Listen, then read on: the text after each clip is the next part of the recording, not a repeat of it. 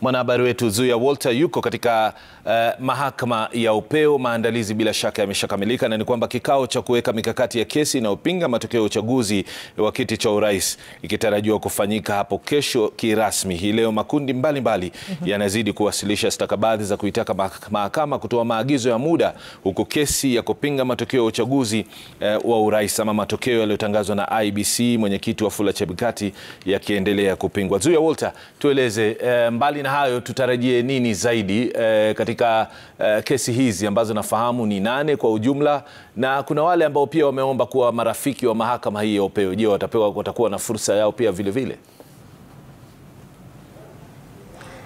Na Nimrod, ni kama unavyoona leo hatuko kule nje ambao tumekuwa tukiwajuza ama kuwaonyesha watazamaji wetu, lakini leo tuko ndani mahali ambapo majaji wote wa 7 mahakama juu ambapo watakuwa nakaa na kusikiliza kesi ambayo imeweza kuwasilishwa ya kupinga matokeo uchaguzi wa urais. Na kama tunavyoona pale viti tayari vimeweza kuwekwa, na kiti cha 4 kuanzia mkono wangu wa kushoto ni pale ambapo jaji Martha Koome atakuwa na na kisheria ni kwamba wale wakubwa wa majaji, kwa lugha ya kimombo tunaita seniority, watakuwa nakaa kuanzia pale kwa jaji Martha Koome kuelekea upande wa kushoto, kisha wale wengine upande wa kulia. Na kama tu mpiga picha naweza kukuonyesha kwamba ni viti ambavyo vimeweza kuwekwa. Viti hivi ni pale mawakili watakuwa nakaa, na pengine unaweza kujiuliza mbona viti hivi ni kidogo? Manake ukiangalia upande mmoja ule wa rais mteule William Ruto umeweza kuteua zaidi ya mawakili 50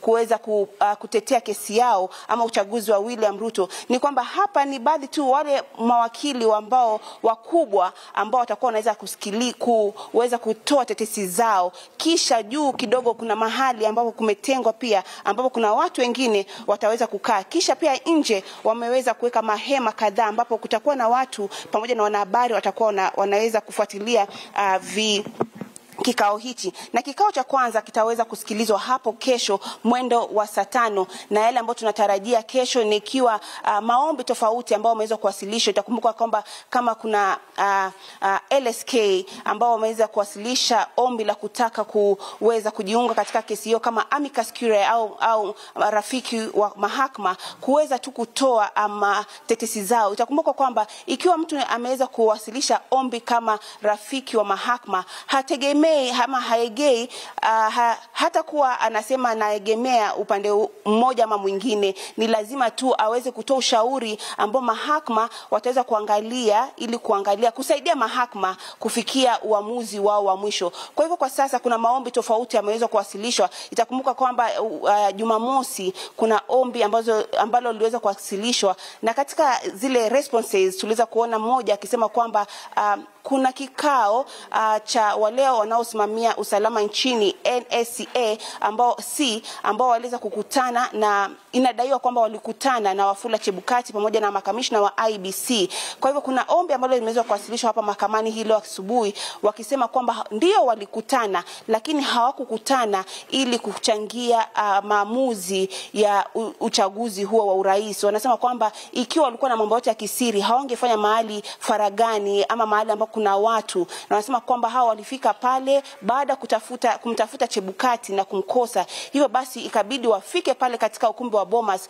wakutane, na pale kulikuwa na wanasiasa pamoja na watu wengine na ambao walionekana. Haukuwa mkutano wa kisiri, hivyo ndo nasema ulikuwa tu mkutano wa kuambia kwamba wafanye juhudi ili kutangaza mshindi ili taifa litulie. Wanasema kwamba waliweza kuona kwamba matokeo katika runinga tofauti ulikuwa umesimama kwa muda. Hivyo basi kulikuwa na wasiwasi kulingana na hao, ikawa lazima wafike mahali pale kumkuta Chebukati pamoja na makamishna wengine.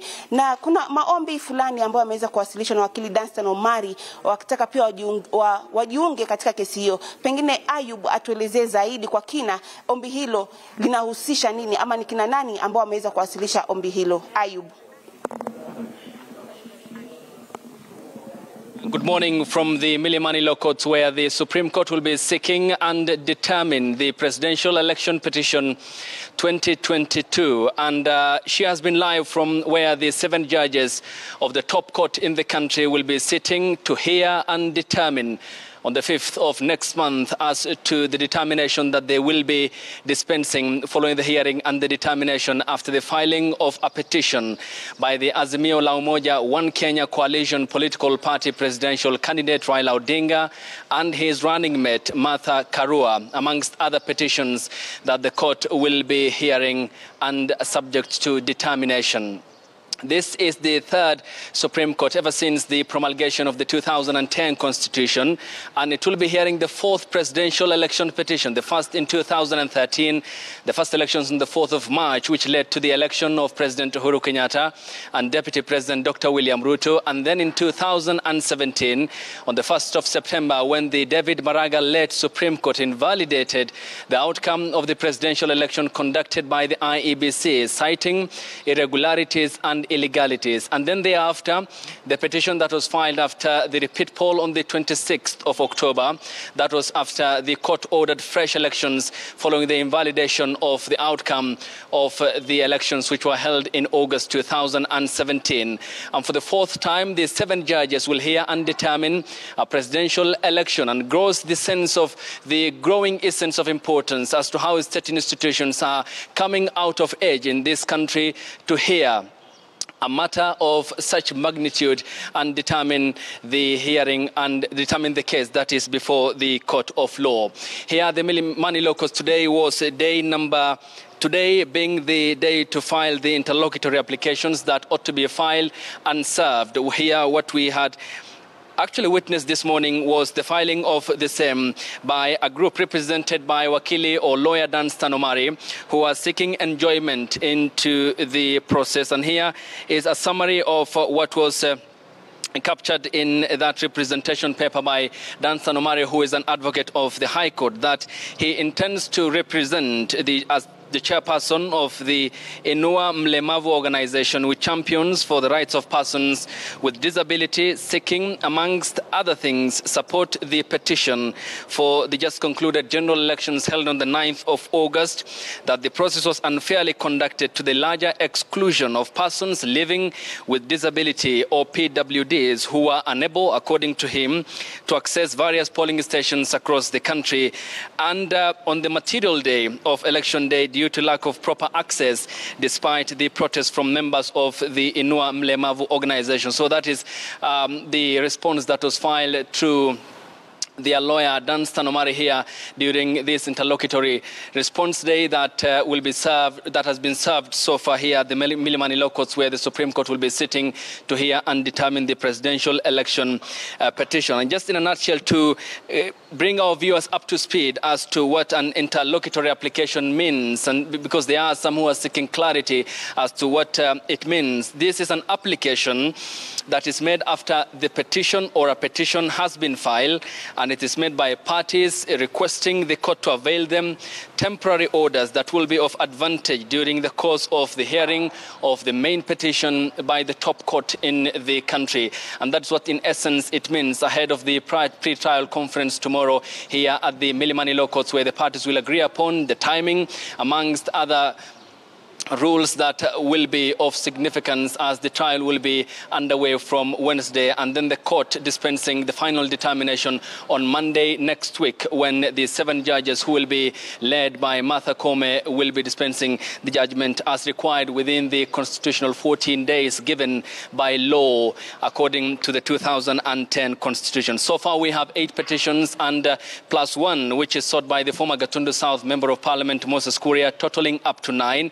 And the key question in the Raila Karua petition is whether Article 138C of the Constitution was adhered to.